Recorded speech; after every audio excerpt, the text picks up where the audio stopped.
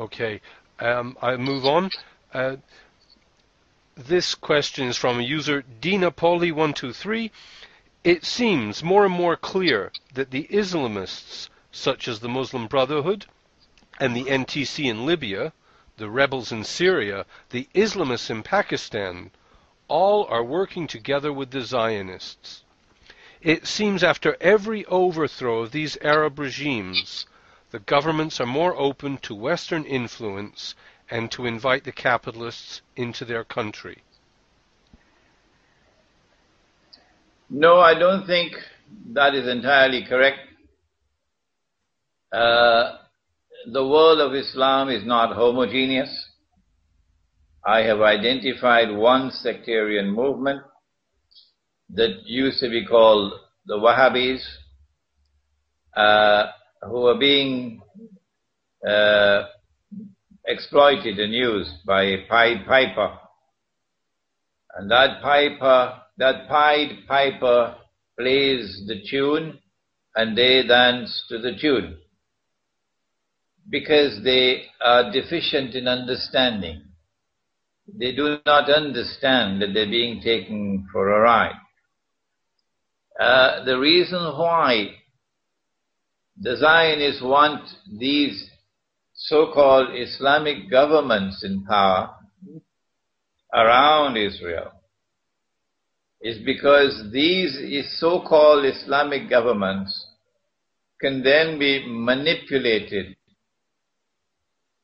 by remote control to act in a way that will provide Israel with casus bellum. Israel wants to wage a big war which will decimate the Arab population around the Holy Land, bring about a substantial reduction in the population of the Arab world. But Israel does not want to wage that big war and appear as an aggressor. So she needs an excuse. And that excuse was manufactured and it is emerging. It began with the Arab Spring and then predictably with the emergence of so-called Islamic governments. But the stumbling block in the way is Syria. And if they do not succeed in Syria, their plans will go to naught. All fall down. So Syria is do or die for them. They cannot afford to fail. And this is why Hillary Clinton is now hysterical. The Russia and China will pay a horrible price. Reading between the lines, I believe it's a Turkish invasion of Syria that's coming, but I can be wrong.